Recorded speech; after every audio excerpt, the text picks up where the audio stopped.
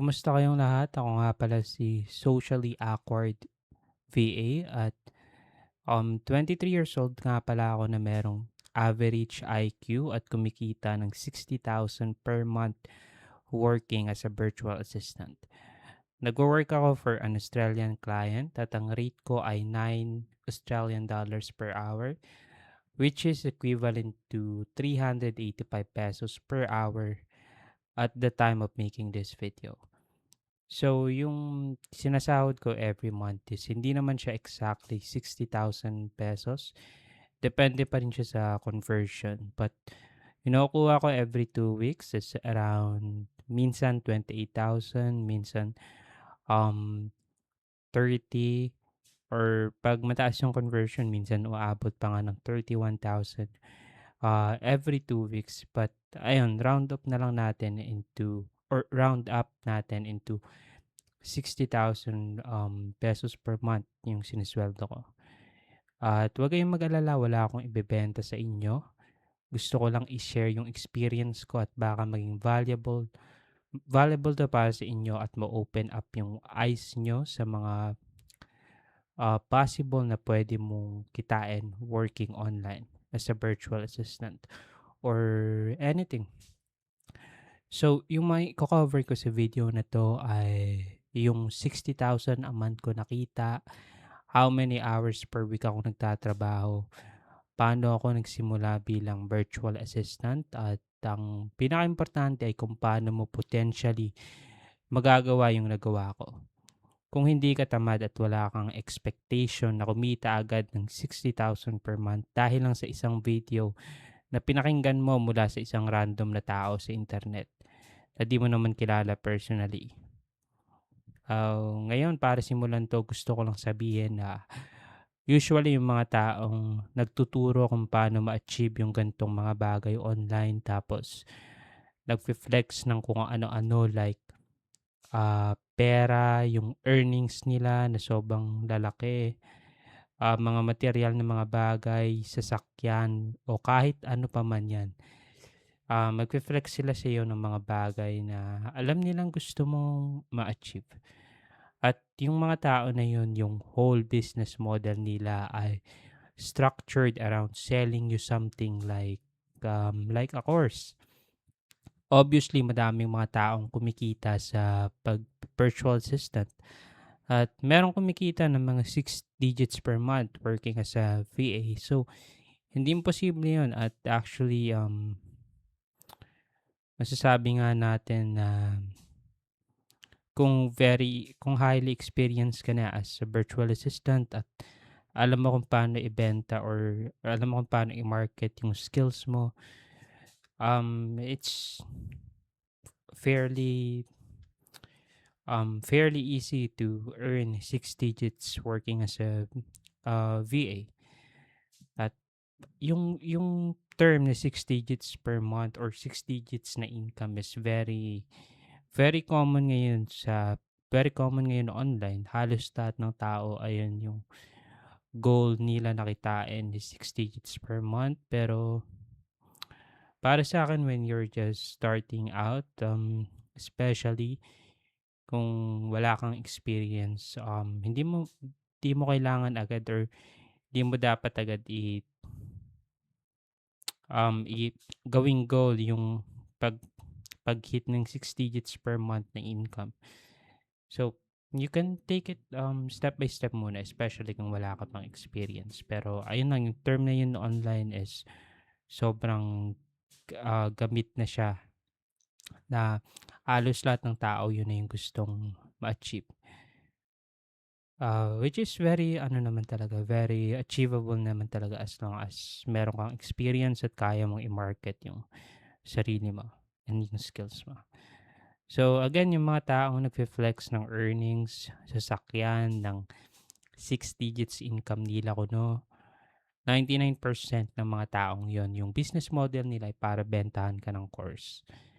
Kasi yung mga virtual assistant na talagang kumikita ng sobrang laki, wala sila sa social media at hindi nila pagsisigawan sa social media kung paano nila nahanap yung mga clients nila dahil 'pag ginawa nila yon lahat ng tao susundin na yung ginagawa nila at mahihirapan na sila maghanap ng clients whether it's on a specific website, social media app, Facebook group, subreddit, forum, or something. Hindi nila sasabihin sa'yo kung saan sila nakakakita ng mga client nila, okay? So, wag kang wag kang wag kang mag-comment ng mag-comment sa mga post na gusto mong magpa-refer o kung saan sila nakakita ng mga client nila dahil obviously yung mga BA na successful, hindi nila sasabihin sa iyo kung saan sila nakakuha ng client nila dahil lahat ng tao pupunta dun sa kung anong website or group man yung pinupuntahan nila. At syempre obviously hindi mo gustong mangyari yun, especially kung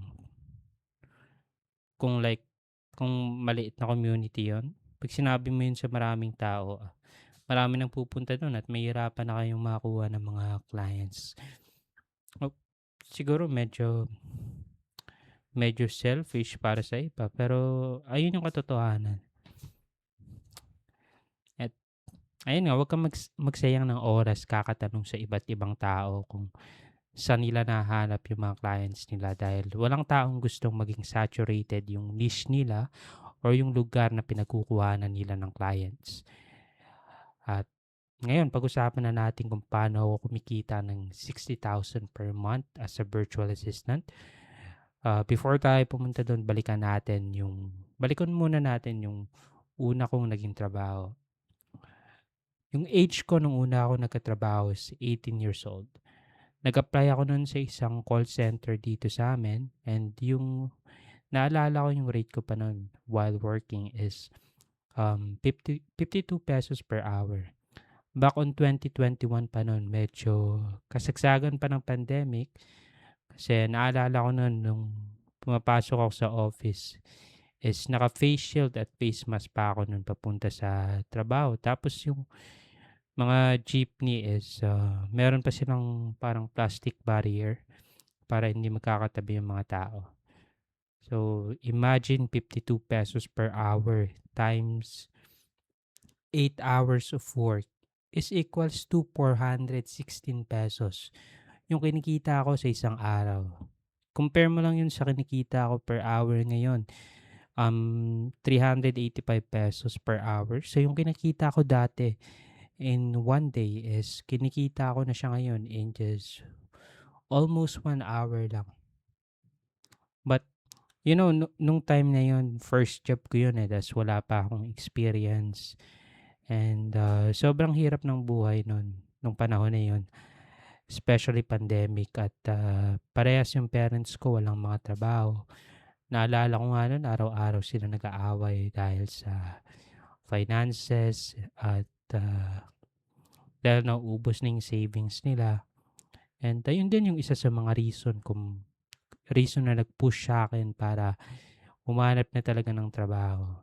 And beggars can't be choosers. And naalala ko nun sobrang introverted ko pa nga nung mga panahon na yun.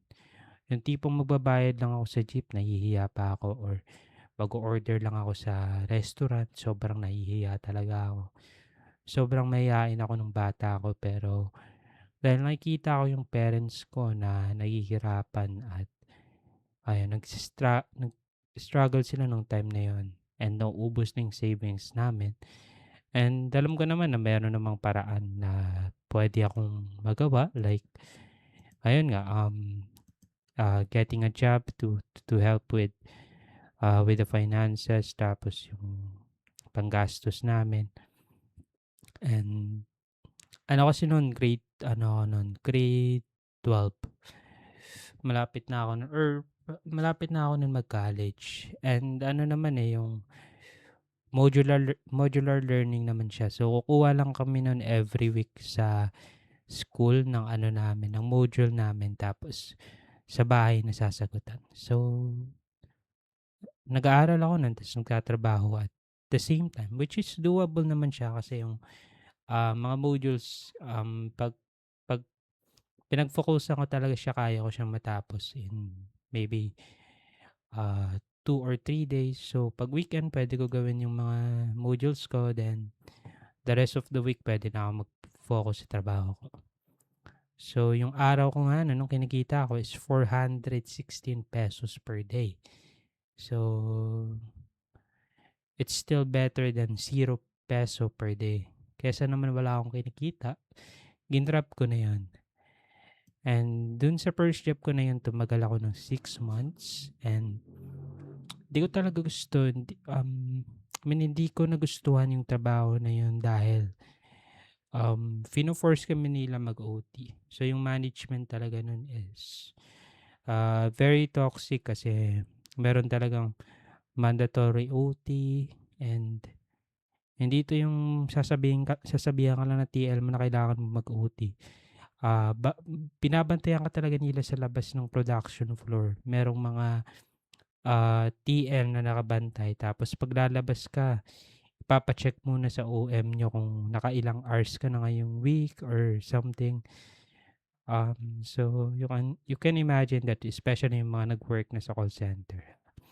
Um, you can imagine that, scenario being very possible.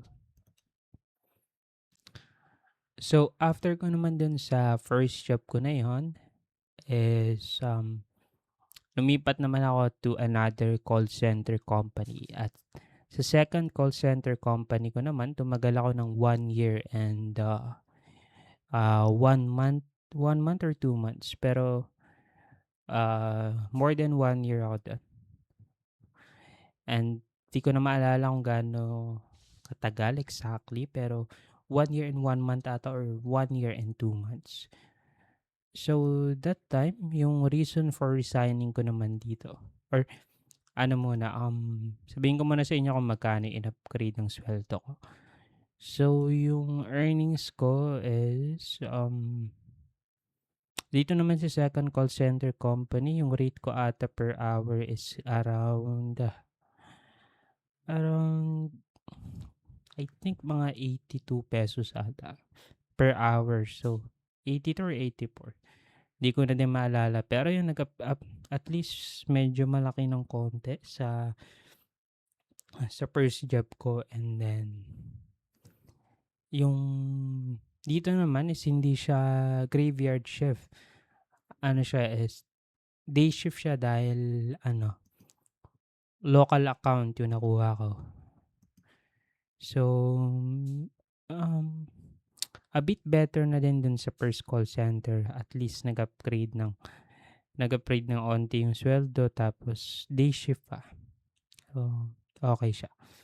And dito naman yung reason for resigning ko dito is pagod na talaga ako mag-calls. Yung tipong magsisimula pa lang yung shift ko parang naiiyak na ako dahil pagod na talaga ako mag-calls nun. Tapos parang yung feeling ko na sukang-suka na ako kaka-calls. So, ako lang yun, ganun talaga yung nafe-feel ko nung time na yun. Kaya yung gusto ko talaga nun is maghanap lang ng kahit same lang yung sweldo ko, pero at least non-voice, or much better kung makakuha ako ng work from home job. So ayun ang iniisip ko, nung time na yun, either makakuha ako ng non-voice na job, or makakuha ako ng work from home na job na non-voice. Ayun yung ideal, para sa akin. So nag-resign ako dun, and then while rendering ako dun sa second call center company, bumili na ako ng laptop ko para mag-apply to work from home jobs talaga yung gusto kong gawin nun. Ayun yung una kong target, and ayun nga, nag-apply ako to work from home jobs habang nagre-render ako. So nung nagpasa ako ng resignation ko, wala pa talaga akong job offer nun, and then yung rendering period ko is 30 days.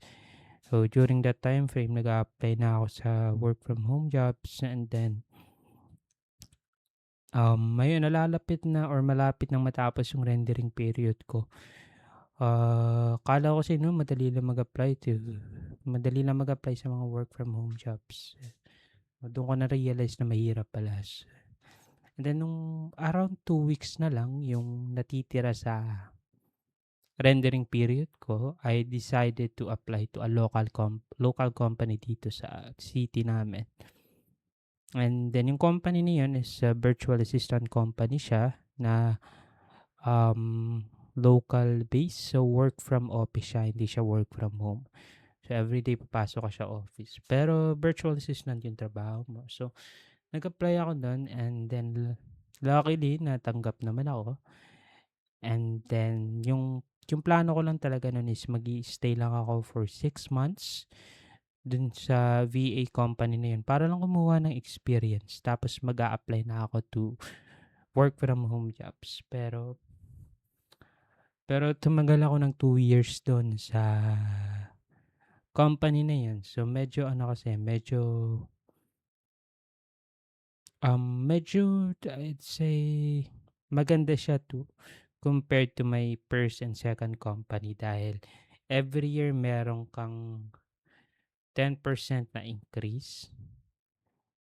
So depende yun sa base pay mo. Kung magkano yung base pay mo, yung 10% nun, yun yung increase mo every year.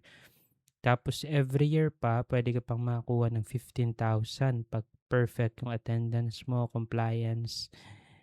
And then at the end of the year, meron ka pang 13 months. So parang technically parang nakakuha ka ng dalawang 13th month. Basta maganda lang yung records mo.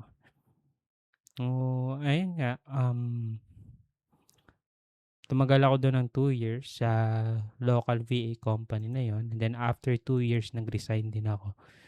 So, yung dito naman yung nag-push talaga sa akin para mag-resign is yung na-stroke yung mother ko and yung ina-earn ko kasi dun sa local VA companies around nung time na nag-resign ako is around 24,000 per month yung kinikita ko.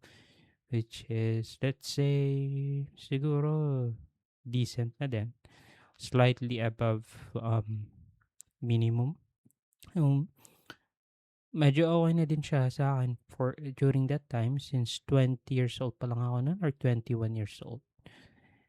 And then, ayun nga, na-stroke yung mother ko, dun ko na-realize na hindi talaga enough yung sweldo ko and ang dami kasing gastusin nun sa hospital and then meron naman tayong mga local hospital or mga free hospital dito like yung mga provincial hospitals natin pero let's be real and let's be honest, yung mga free hospitals dito kapag dinala mo dun yung kakilala mo or kamag-anak mo is hindi naman talaga sila focusan talaga unlike sa mga private hospitals since nagbabayad ka. And we heard a lot of horror stories sa mga kapitbahay namin nung dinadala nila yung mga kamag-anak nila to provincial hospitals. So hindi talaga sila na bibigyan ng atensyon na kailangan talaga. So ayun nga, dinala namin yung mother namin to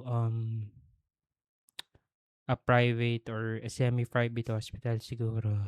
And then medyo malaki yung ginastos namin and may savings din naman kami, onti lang. Pero ayun, naubos yung savings namin dahil dun sa pagka-hospital ng mother ko. So dun mo talaga mare-realize na hindi enough yung sinisweldo ko.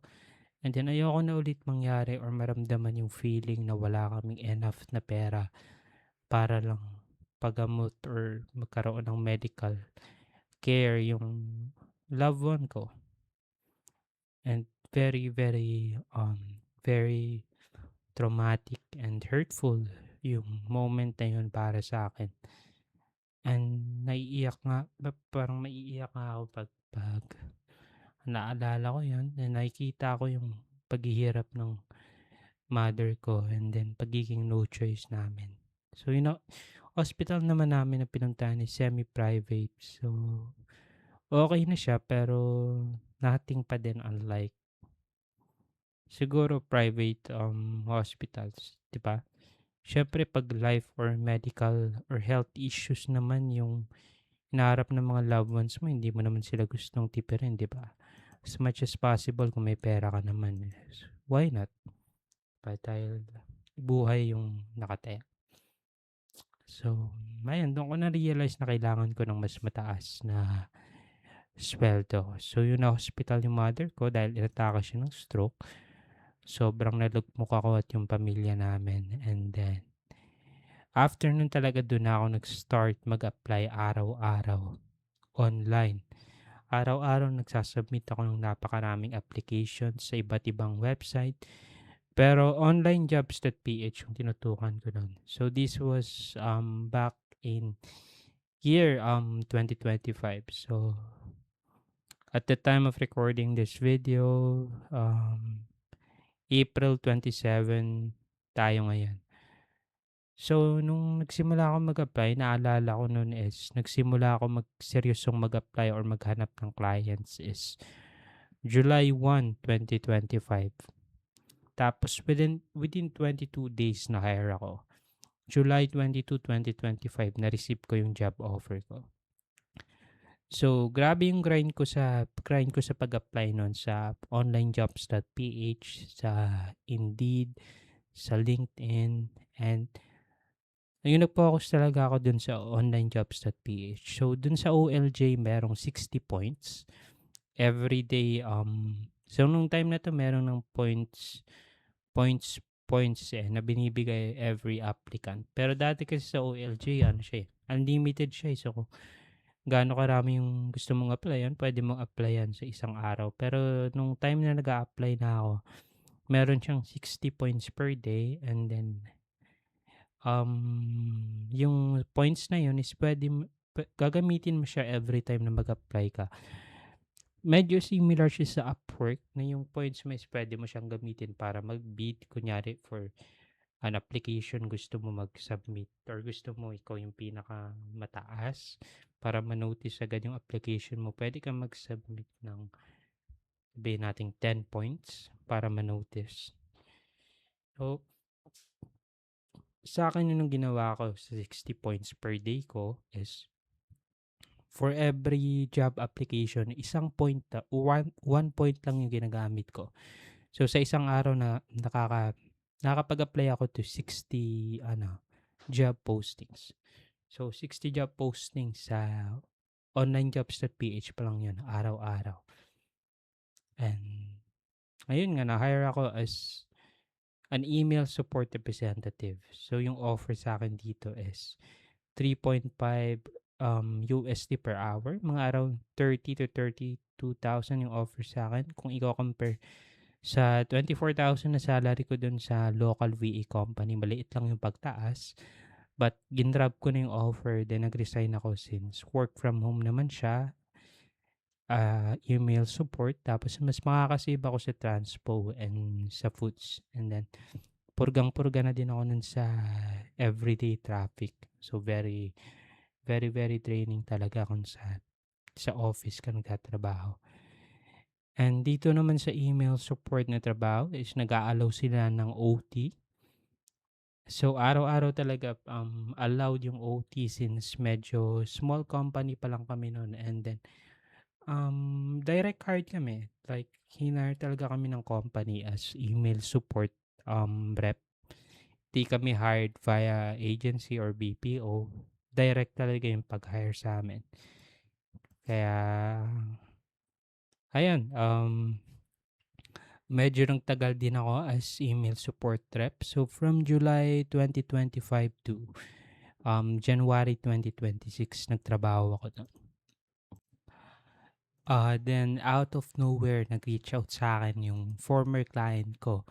And gusto niya daw ako kunin pabalik ulit. So, yung client ko yun sa local VA company. And to be honest, yung relationship namin ng client ko before ako nag-resign is very, very good talaga siya. And sobrang bait ng client ko nung time na yun. Kaya nga nung nag-resign ako,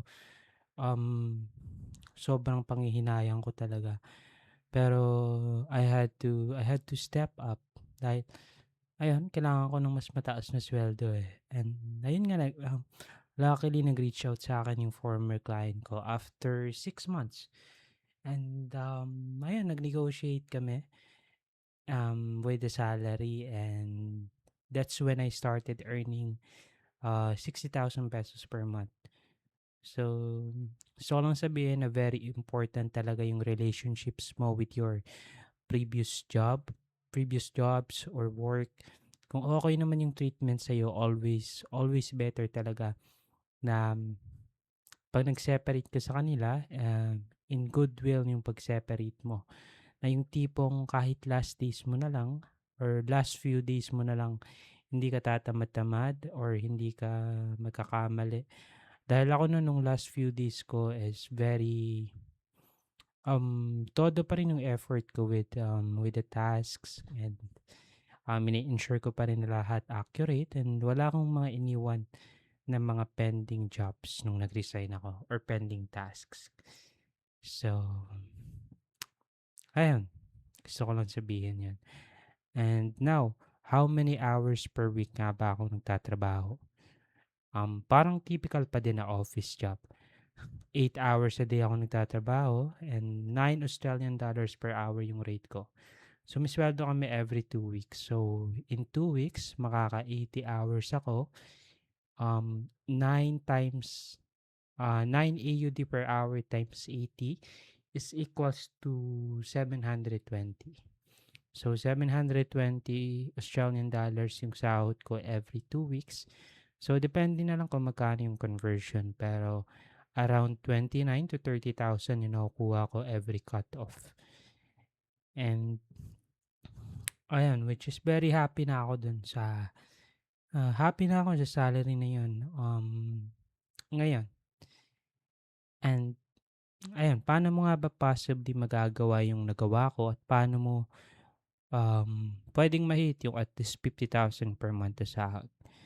So, kung gusto mo maging VA, is first kailangan mo pumili ng niche na gusto mo i-pursue. Preferably yung niche na meron ka ng experience. Pero if wala ka pang experience, ang kailangan mong gawin is mag-research, then mag-decide ka kung anong niche yung gusto mo. Then after that, kailangan mo magbasa ng mga libro, manood ng YouTube videos, or kahit ano na makakatulong sa'yo para mas mapag-aralan mo yung niche mo. Hindi mo kailangan bumili ng kahit anong course. Lahat na ng bagay available na sa internet for free. Depende na lang sa'yo kung paano mo hahanapin yung resources. So as long as hindi ka patamad-tamad, or as long as porsigido ka talaga at meron ka talagang goal, gusto mo talagang gawin to at gagawin mo to kahit anong whatever it takes, or kahit anong kailangan mong gawin, gagawin mo talaga para ma-achieve yung goal mo, definitely magiging successful ka as a freelancer, independent contractor, or as a virtual assistant. And after picking a niche, you of course have to create your own resume. So for me, I think yung mga foreigners or yung mga clients sa ibang bansa, yung mga resume sa kanila is walang mga pictures, and dito lang ata sa atin sa Pilipinas napaka big deal nun. Personally sa akin, yung resume na ginawa ko is professional looking, walang picture, then puro text lang talaga siya, and wala ding bright colors. Siguro okay lang yung creative na resume kung nag-a-apply ka for a creative role like maybe social media management or video editing or something na creative. Pero kung nag-a-apply ka for an admin job, as a customer service rep, or something na hindi creative role, mas better na walang masyadong colors and designs yung resume mo. Walang mga unnecessary colors or something. Then after that, you can start applying for jobs. Kung gusto mo makakuha ng job or client in less than 30 days, gayahin mo yung ginawa ko. I would suggest kung newbie ka sa onlinejobs.ph ka unang mag-apply, and yung ibang mga tao feeling nila saturated na yung onlinejobs.ph, pero para sa akin, I think there's enough pies for everyone. And then looking at the bright side dahil mas sikat na din yung OLJS, mas marami na din yung mga job postings dito. Kaya, um, at the same time na dumadami yung mga VAs, dumadami din yung mga employers or clients na nagiging aware about this website. Kaya, mas dumadami yung mga opportunities. Kaya para sa akin, there's enough pies for everyone, especially when you're just starting out as a VA. And ayun nga yung sinabi ko kanina na nung time na nag-a-apply ako sa OLJS, merong 60 points per day na binibigay. So kung ilan yung points na binibigay sa iyo sa isang araw na yon, yun din dapat yung application na isasubmit mo sa isang araw. For example, sa akin, 60 points every day yung binibigay nung time ko. Sana ngayon 60 points per day pa rin. So basically, pwede kang mag-bid sa mga job postings kung depende sa'yo kung ilang points yung gusto mo gamitin for a certain job posting. Pero when starting, I would suggest for one job posting, 1 point lang yung gagamitin mo. So dapat in one day, meron kang 60 job submissions. Then lahat ng yun, isa-isa ilagay mo siya sa isang spreadsheet kung ano yung mga job na in-applyan mo, ano yung subject title na ginamit mo, then ano yung cover letter na ginamit mo. Kasi doon mo malalaman kung ano yung mga working na subject title and cover letters pag nag-apply sa iyo yung mga client. Then pag may nakita or na-notice ka na pattern na on a certain subject title or cover letter, madaming reply sa iyo na client, dapat gamitin mo siya. Dapat meron ka, I would suggest, 3 sets of subject titles, then 3 sets of cover letters. Then i-track mo siya sa spreadsheet at ilagay mo doon yung link or name ng job posting or link, and then subject title na ginamit mo, then yung cover letter na ginamit mo. So, during that time na nag-a-apply ako, ginawa ko yun para malaman ko kung ano yung mga working na mga subject title na nagpapaklik sa mga clients and employers, and ano yung cover letter na mas nagkiklik para sa mas na-entice silang basahin. So, focus on one thing at a time. So, for the duration of 30 days, submit at least 60 job submissions. Dapat in 30 days, meron kang 60 submissions sa isang araw. Gamitin mo yung 60 points sa onlinejobs.ph. Ubusin mo yun sa isang araw. Pero dapat sa isang job posting, 1 point ang gagamitin mo. Okay?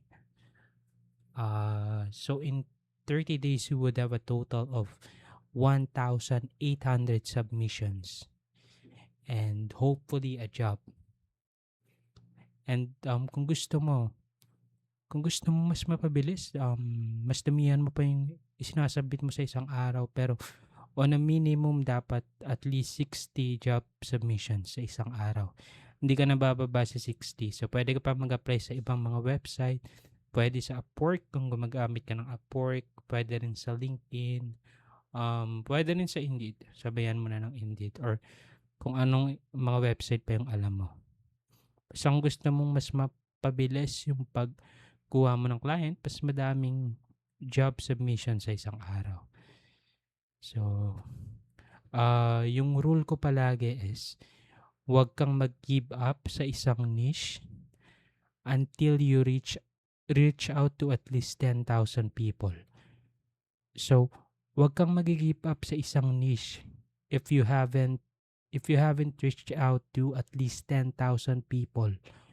Dapat maka at least 10,000 people ka bago ka mag-give up.